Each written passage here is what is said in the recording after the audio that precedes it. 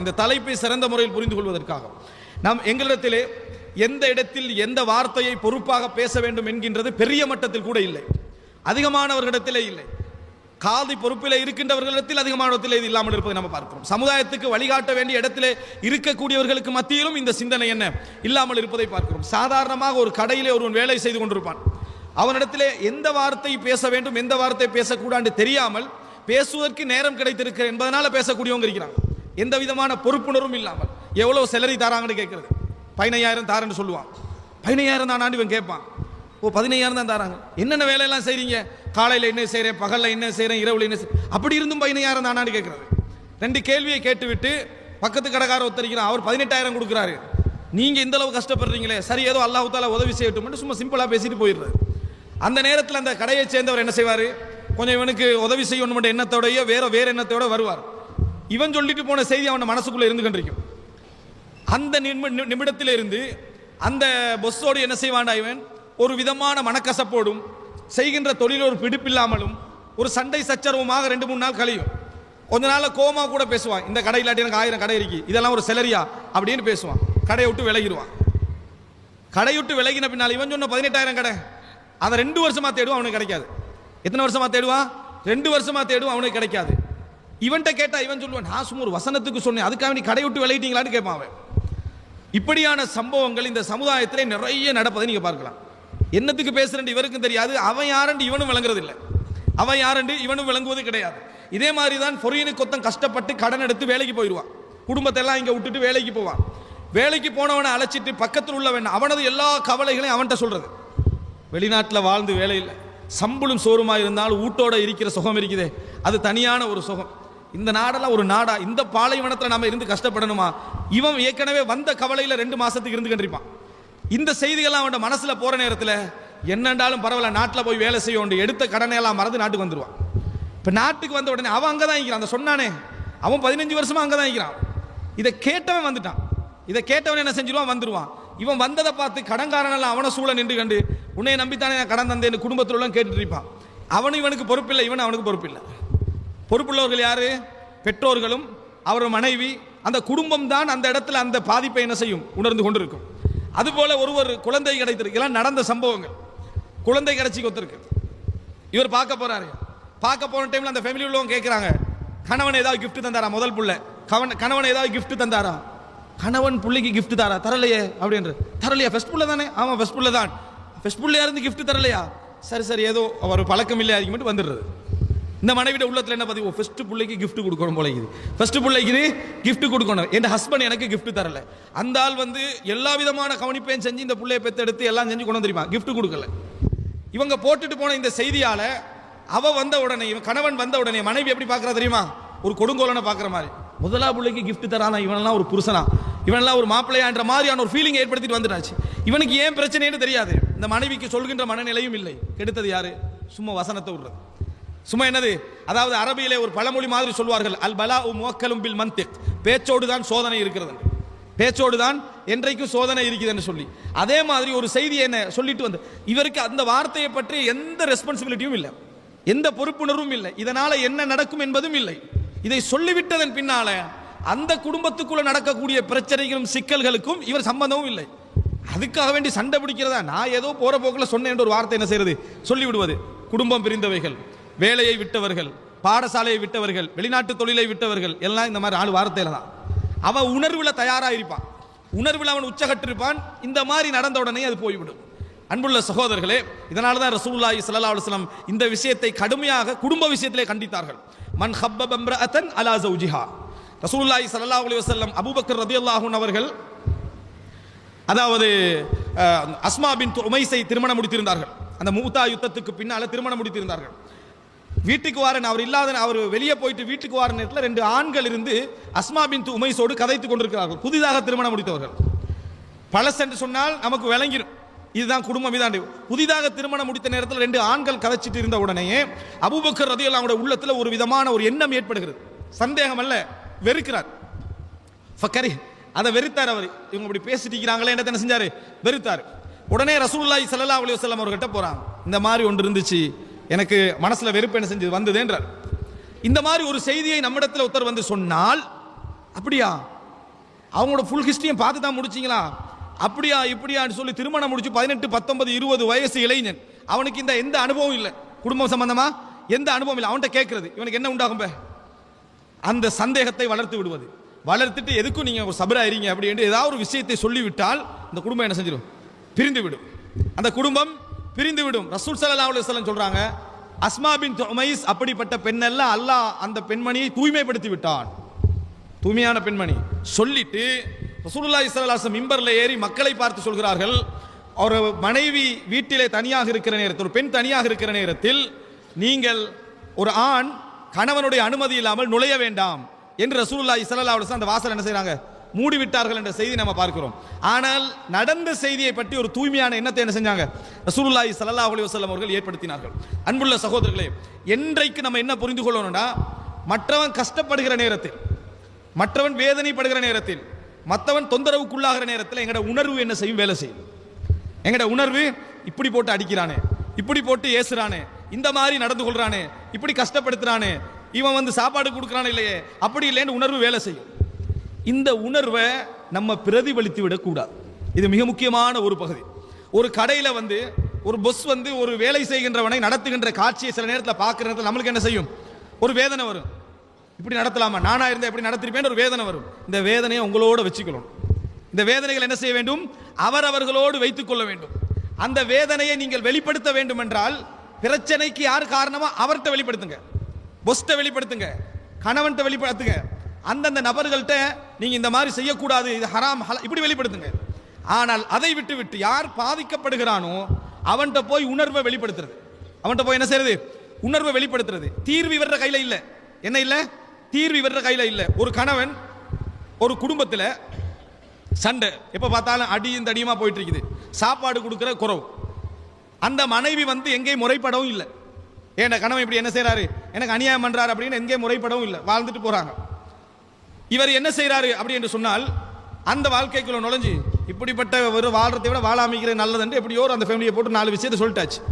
4 விஷயத்தை சொன்ன பின்னால ஏற்கனவே உள்ள பகமை ஒரு 4-5 மடங்காக மாறி கணவனை விட்டாச்சு. கணவனை விட்டாச்சு. பிள்ளைகளுக்கு படிப்புக்கு இப்போ யாரும் இல்லை, மனைவியை கவனிக்க இப்போ யாரும் இல்லை. அந்த மனைவியுடைய ஏற்கனவே 3 நேரம் சாப்பிட்டுக்கிட்டு இருந்தாங்களே அதுக்கு யாரும் இல்லை, அவங்களுக்கு ஒரு இடம் கொடுத்து வச்சிருந்தாங்களே அதுக்கு யாரும் இல்லை. இப்போ என்ன? விதவைகளுக்காக வாழ்வு கஷ்டப்படுறவருடைய நன்மையை பற்றி பேசி தெரிகிறது. அன்புள்ள சகோதரர்களே, ஒரு விஷயத்தை நம்ம செய்வதற்கு முன்னால இதனுடைய விளைவு என்னன்னு பார்க்கணும். இருக்கிறது இல்லாம போகுமா கூடுமா? இருக்கிறது இல்லாம போகுமா கூடுமா? இஸ்லாமிய ஆட்சி விஷயத்திலும் இஸ்லாம் இதைத்தான் சொல்லுது, சாதாரண குடும்ப விஷயத்திலும் இஸ்லாம் என்னது? இதைத்தான் சொல்லு. இருக்கிற நலவை இழந்து கொள்கின்ற இடம் வருமாக இருந்தால் அதை பற்றி பேசாம இருக்கிறது என்னது நல்லது. இருக்கிற நலவை உங்களுக்கு அதிகப்படுத்த முடியுமாக இருந்தால் அதை வளர்த்து விடுவது என்ன நல்லது என்பதை நாம் என்ன செய்ய வேண்டும்? புரிந்து கொள்ள வேண்டும். ஆனால் இந்த புரிந்துணர்வு இல்லாததனால் இந்த சமுதாயத்தில் எல்லா பகுதிகளிலும் இந்த பிரச்சனை தலையிடுவதை நாம் என்ன செய்கிறோம்? பார்க்கிறோம். ஒரு சாதாரணமாக என்ன செஞ்சிடும், 2 கணவன் மனைவியுடைய பிரச்சனையை வீடியோ கிளிப் போட்டு என்ன செஞ்சிருவாங்க, 2 பேரும் சண்டை பிடிக்கிறத வீடியோ எடுத்து பார்த்தீர்களா நடக்கிற அநியாயம் அனுப்பிடுவாங்க. அல்லது ஒரு தந்தை ஒரு மகனுக்கு கடுமையாக அடிக்கிற காட்சி ஒரு வீடியோ போட்டு என்ன செஞ்சிருவாங்க, அனுப்பிடுவாங்க. இதுக்கு இஸ்லாமிய கவர்மெண்ட்ட போய் இஸ்லாமிய கவர்மெண்ட்ல முறையிட்டு ஒரு நடவடிக்கை எடுக்கப்படுமாக இருந்தால் அது ஓகே. அந்த பெண் முறையிட்டாலோ அந்த குடும்பம் முறையிட்டாலோ அதுக்கு முறையான நடவடிக்கை எடுக்கப்படுமாக இருந்தால் அது ஓகே. ஒரு தந்தை தன் மகனுக்கு அடிக்கிற காட்சியை வீடியோ கிளிப் மூலம் பரத்துவதன் மூலம் நம்மள என்ன நினைக்கிறோம் தெரியுமா? ஒரு அநியாயத்துக்கு எதிரான ஒரு போர்க்கொடி தொடுக்கிறோம் நினைக்கிறோம். ஓகே, போர்க்கொடி தொடுத்த பின்னால என்ன நிலைமை தெரியுமா? போர்க்கொடி தொடுத்த பின்னால அந்த பிள்ளை இப்ப இந்த நிலையில இருக்கிறது. அந்த பிள்ளைக்கு என்ன ஹெல்ப் பண்ணோம், அந்த மனைவிக்கு என்ன ஹெல்ப் பண்ணோம், அந்த குடும்பத்துக்கு என்ன உதவி செய்தோம், அந்த குடும்பத்தின் இப்ப வாழ்க்கையுடைய நிலை என்ன, அதெல்லாம் சம்பந்தம் இல்லை. அவன் ஒரு தடவை அடிச்சானே 900 முறை இறக்கம் காட்டினானே அந்த பகுதி எந்த பகுதி என்னது இதுல வரல. ரசூலுல்லாஹி ஸல்லல்லாஹு அலைஹி வஸல்லம் சொன்னார்கள், லா யுக்தலு வாலிதும் பி வலதி. ஏதோ ஒரு வகையில் ஒரு கொலை நடந்துட்டேன்னு வைங்க, இஸ்லாமிய சட்டம் என்ன? கொலைக்கு கொலை தண்டனை. தெரியாம நடந்தாலே தவிர கொலைக்கு கொலை தண்டனை. ஒரு தந்தை உணர்ச்சி வசப்பட்டோ ஏதோ ஒரு காரணமாக, ஒரு போராட்டம், ஒரு பொறாமையின் காரணமாக, ஒரு பிளவின் காரணமாகவோ ஒரு மகனை கொன்று விட்டான்னு வைங்க, இஸ்லாமிய அடிப்படையில் அவருக்கு மரண தண்டனை இல்லை. சஹீஹ் முஸ்லிம்ல வரக்கூடிய செய்தி. இஸ்லாமிய அடிப்படையில் அவருக்கு மரண தண்டனை இல்லை. மிகப்பெரிய தண்டனை உண்டு, மிகப்பெரிய தண்டனை உண்டு. ஆனால் மரண தண்டனை என்ன அவருக்கு இல்லை. இஸ்லாம் ஏன் அவருக்கு மரண தண்டனை இல்லாமல் ஆக்கியது? கொலைக்கு கொலைக்கு இஸ்லாம் சொல்லக்கூடியது மரண தண்டனை. ஆனால் அந்த இடத்துல மட்டும் இஸ்லாம் என்ன செய்யுது? அந்த இடத்துல மரண தண்டனை கிடையாது. அவருக்கு உச்சகட்ட உலகத்தில் உள்ள தண்டனை கொடுக்கப்பட வேண்டும். ஆனா மரண தண்டனை என்ன இல்லை என்று இஸ்லாம் சொல்கிறது. காரணம் அவனது பிறப்புக்கு காரணமானவன், அவனது உருவாக்கத்துக்கு காரணமானவன் அவன். அந்த பகுதியை வைத்து இஸ்லாம் அந்த சப்ஜெக்ட் என்ன செஞ்சுட்டு எடுத்து விட்டு தண்டனையை கொடுக்குது. அந்த பகுதியை இஸ்லாம் என்ன செஞ்சுட்டு எடுத்து விட்டது. சில சட்டங்களை பொறுத்த வரைக்கும் இஸ்லாம் நம்ம நினைக்காத பகுதியில் விதிவிலக்கு கொடுத்திருக்கும். ரோட்ல ஒரு பழமரம் இருக்குது, வெளியில பழம் 4 தொங்கிட்டு இருக்குது. இது ஒரு மனிதன் அடிச்சு சாப்பிட்டாண்டா அது ஹராம் இல்லைன்னு இஸ்லாம் சொல்லுது. 4 பழம் தொங்கிட்டு இருக்குது, பசிச்ச மொத்த 4 பழத்தை எடுத்து சாப்பிட்டாண்டா அது ஹராம் இல்லைன்னு இஸ்லாம் சொல்லுது. அதை சாப்பிடுவதற்காக ஹராம் இல்லைன்னு இஸ்லாம் சொல்லி சேர்ந்ததுக்காக மூட்டை கட்டிட்டு போக வேண்டாம்னு சொல்லுது. எப்படி அதை என்ன செய்யக்கூடாது, மூட்டை கட்டிக்கொண்டு போகவும் கூடாது. உனக்கு பசிச்ச அளவில் நீ என்ன செஞ்சிடணும், எடுத்து சாப்பிட்டுக்க. அதை மீறி வீட்டுக்கு எடுத்துட்டு போய் சாப்பிடுற லெவலில் என்ன செய்யக்கூடாது, எடுக்கக்கூடாது இஸ்லாம் சொல்லுது. காரணம் என்ன, அந்த மரத்துடைய வளர்ச்சியில் முழு பங்களிப்பு யாருக்கு இல்லை, அந்த ஓனருக்கு இல்லை. அந்த மரத்தை அந்த நிறத்தையும் அந்த சுவையையும் கொடுத்தது யாரு, ரப்புல் ஆலமீன். அரவாசி பங்களிப்பு உனக்கு உரிமை, மற்ற பங்களிப்புக்கு யாருக்கு, இறைவனுடைய ஹக்கை என்ன செய்து அங்க சொல்றதை நம்ம பார்க்கிறோம். இது போல சில விஷயங்களில் நியாயம் அவநியாயம் என்று யோசிப்பதற்கு முன்னால விளைவுகளை நிறைய என்ன செய்ய வேண்டும், யோசிக்க வேண்டும். இந்த யோசனை இல்லாததுனால வேறு வேறு விஷயங்களை போட்டு ஒரு குடும்பத்தை பற்றியும் அல்லது ஒரு தொழிலை பற்றியும் ஒரு சமூகத்துடைய நிலையை பற்றியும் கதைத்து அதை இல்லாமல் ஆக்கக்கூடிய நிலை எம் சமுதாயத்திலே அதிகமாக நடந்து கொண்டிருப்பதை நாம் என்ன செய்கிறோம் பார்க்கிறோம். அன்புள்ள சகோதரர்களே, இதுக்கு பெயர் பொறுப்பற்ற வேலை. இதுக்கு பேர் என்ன, பொறுப்பற்ற வேலை. உணர்ச்சியின் காரணமாக உணர்வின் காரணமாக நாம் நடந்து கொள்ளக்கூடிய மோசமான ஒரு நடைமுறை தான் இது. இந்த சமுதாயத்தில் இது போன்ற ஒரு நிகழ்வை நாம் என்ன செய்கிறோம், அதிகமாக இந்த சமுதாயத்தில் என்ன செய்கிறோம், பார்த்து கொண்டிருக்கிறோம். அன்புள்ள சகோதரர்களே, ரசூலுல்லாஹி ஸல்லல்லாஹு அலைஹி வஸல்லம் அவர்கள் அடிக்கடி வலியுறுத்திய ஒரு விஷயம் என்ன அப்படி என்று சொன்னால், ஒரு மனிதனுடைய உள்ளத்திலே நம்பிக்கை வளர்ப்பதற்கான ஏதாவது செய்திகளை சொல்ல முடியும் என்றால் அதை செய்யணும். நம்பிக்கை வளர்ப்பதற்காக ஏதாவது செய்திகளை செய்யணும், அதை செய்யணும்.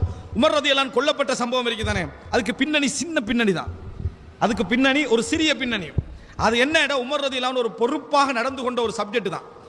அபூ லுஅலுஆ ஃபைரூஸ் இப்னு முல்ஜிம் உமர் இப்னு கத்தாப் இடத்திலே வந்து சொல்கிறார், முகைரத் இப்னு ஷுபா என்ற அவரது எஜமானன் நபித்தோழர் தன்னை கடுமையாக நடத்துவதாகவும் ஒரு முறையற்ற முறையில் நடத்துவதாகவும் தனது ஹக்குகளை தருவதில்லை என்றும் யார்ட்ட முறையிடுறாரு, Umar ibn கத்தாப்ட்ட முறையிடுறாரு. Umar ibn Khattab பாதிக்கப்பட்டவனுடைய வார்த்தை அப்படியே விழுங்க அப்படியா, ஏன் இப்படி நபித்தோழராக இப்படி நடந்து கொள்றாரு, முறைகேடாக நடந்து கொள்றாரு, இந்த மாதிரி ஒருத்தர் நபித்தோழராக இருக்கக்கூடாது, நபித்தோழருக்கு பேரே ஆகிறது இல்லை, இப்படி திருப்பி விடலை. இப்படி என்ன செய்யல, 4 வார்த்தையை திருப்பி விடல. அப்படியா கேட்டுட்டு சொன்னாரு, உன் எஜமானன் விஷயத்திலே நல்ல முறையில் நடந்துக, எஜமானன் விஷயத்தில் நல்ல முறையில் நடந்துக, அவருக்கு நன்றியோடு நடந்துகொள் என்று அவன் கடமையை மட்டும் சொல்லிட்டார். மனசுல வச்சுக்கிட்டாரு, முகைரத் இப்னு ஷுபாவோட பேசணும். என்ன நினைச்சாரு, முகைரத் இப்னு ஷுபாவோட இது பற்றி பேச வேண்டும், இதை பற்றி சொல்லணும், இதை பற்றி கேட்கணும், என்ன இப்படி நடந்து கொள்ளுங்க கேட்கணும் மனசுல வச்சார். இதான் உமர் இப்னு கத்தாப் செஞ்ச வேலை. அதுக்கு தான் அவன் கொண்டான். தொழுதிட்டிக்கிற டைம்ல கத்திய இடுப்புல சொருகிட்டு வந்து முஸ்லிம்களாக நின்று தொழுது உமர் இப்னு கத்தாபை தொழுவிக்கிற இடத்துல வச்சு என்ன செஞ்சா, கத்தியால குத்தி கொண்டான். அன்புள்ள சகோதரர்களே, உமர் இப்னு கத்தாப் ரலியல்லாஹு அன்ஹு அவர்கள் அவனை அவருடைய எஜமானனுக்கு எதிராக திருப்பாமல் நீ முறையாக நடந்துக, அவன் விஷயத்தில் கவனமாக நடந்துக என்று சொல்லிட்டு மனதில் வச்சுக்கிட்டார். யாரோட பேசணும் அவரோட என்ன செய்யணும், பேசணும். இதுக்கு பேர் பொறுப்புள்ள பேச்சு. எந்த இடத்துல பேசணும். உமர் இப்னு கத்தாப் ரலியல்லாஹு அன்ஹு அவர்கள் அதாவது மக்காவிலே இருந்து கொண்டிருக்கிற நேரத்தில் ஒரு செய்தி பரவுது, உமர் மரணித்தால் இந்த நபருக்கு நாங்கள் பையத்து செய்வோம், உமர் மரணித்தால் இந்த நபருக்கு பையத்து செய்வோம். உமர் இப்னு கத்தாப் ரலியல்லாஹு அன்ஹு அவர்களுக்கு இந்த செய்தி வருது. உடனே உமர் இப்னு கத்தாப் ரலியல்லாஹு அன்ஹு பார்க்கிறாரு, அபூபக்கர் ரலியல்லாஹு அன்ஹுக்கு மக்கள் குறிப்பிட்டு பையத்து செஞ்சாங்களே, அபூபக்கர் ரலியல்லாஹு அன்ஹு அவர்கள் உமர் ரலியல்லாஹு அன்ஹு அவர்களை தனியாக ஆக்கினாங்களே, இதை வச்சு தான் 3வது முடிவெடுக்கிறாங்க, நாங்கள் ஒரு ஆளை என்ன செய்வோம், முடிவெடுப்போம். அபூபக்கர் ரலியல்லாஹு அன்ஹு ஒரு ஆளை முடிவெடுத்தாங்க, உமர் இப்னு கத்தாபையும் ஒருத்தர் முடிவெடுத்தாரு, அதே மாதிரி நாங்களும் ஒருத்தர் முடிவெடுப்போம் என்று பேசிக்கிட்டு இருக்கிறாங்க. அப்போ இது ஒரு ஃபித்னாவாக மாறும் என்று உமர் இப்னு கத்தாப் அவர்கள் உடனே மக்களுக்கு மத்தியில், மக்காவுடைய ஹஜ் டைம் அது, பேச நினைக்கிறாரு. பேச நினைச்சோன்னே அப்துர் ரஹ்மான் இப்னு அவுஃப் சொல்றாரு, இப்ப பேச வேண்டாம், இப்பொழுது பேச வேண்டாம். இப்ப பேசினீங்கன்னா உங்களுக்கு பக்கத்தில் இருக்கிறவங்க எல்லாம் யார் தெரியுமா, இந்த சப்ஜெக்ட்டுக்கு சம்பந்தம் இல்லாதவங்க, ஹஜ்ஜில் இருக்கிறீங்க, ஆட்சியோட சம்பந்தப்பட்டவங்க அல்ல, எங்கெங்கிருந்தோ வந்தவங்க, இந்த சப்ஜெக்ட் எல்லாம் விளங்காதவங்க எல்லாம் உட்கார்ந்துட்டு இருக்கிறாங்க. நீங்க ஒன்று சொல்ல வேறொரு விளக்கம் கொண்டு போய் சேரும், வேறொரு விளக்கம் கொண்டு போய் சேர்க்கப்படும். மதீனாவுக்கு போங்க, மதீனாவுடைய மிம்பர்ல பேசுங்க. அந்த நேரத்தில் உங்களுக்கு பக்கத்தில் இருக்கிறவங்க யாரா இருப்பாங்க, மிக சிறந்த நபித்தோழர்களாகவும் இந்த ஆட்சி பற்றி விளக்கம் உள்ளவங்களா இருப்பாங்க என்று சொன்னாங்க. உமர் இப்னு கத்தாப் உடனே அந்த ஆலோசனை ஏற்றுக்கொண்டு அடுத்த வாரம் அந்த குத்பா என்ன செஞ்சாரு, மதீனால வச்சார்ந்த செய்தியை நம்ம பார்க்கிறோம். நமக்கு அப்படி இல்லை, மைக்க நீட்டி கருத்து கேட்டா கட்டாயம் சொல்லி ஆகணும், சொல்லிடுறது. மைக்க நீட்டி கருத்து கேட்டா அவன் கேட்ட கேள்வி சரியா விளையாட பார்க்கறது இல்லை, கேட்டுட்டா நம்ம பதில் சொல்லணும், கேட்டுட்டான் நம்ம பதில் சொல்லணும் என்ற உணர்வு. யாராவது ஒருத்தர் வந்து ஏதாவது ஒன்று பேசிட்டா நம்ம விளக்கம் சொல்லிடணும். இதுக்கு விளக்கம் சொல்வதனால ஏற்படுற அந்த ரிசல்ட் என்ன? மார்க்க சட்டம் ஹராம் ஹலால் கூடும் கூடாது இதல்ல, அன்றாட வாழ்க்கையோடு சம்பந்தப்பட்டதில் சொல்றேன். எனவே அன்புள்ள எப்பொழுதும் 2 பேர் பிரிகின்ற அமைப்பிலான சப்ஜெக்டுகளாக இருந்தால் இயன்ற அளவுக்கு அவைகளை 100% தவிர்த்துக் கொள்ள பழக வேண்டும். அது எந்த பகுதியாக இருந்தாலும் சரி. மிக முக்கியமாக குடும்பம் பேணுதலான பொறுப்பான பேச்சு எங்களிடத்தில் என்ன செய்ய வேண்டும்? நிறைய இருக்க. பாதிக்கப்பட்டவன் பாதிக்கப்பட்டிருக்கலாம், ஆனால் நம்ம பேசுகிற பேச்சால பாதிப்பு அதிகமாகுமா குறையுமா இதை நம்ம அளக்க வேண்டும்.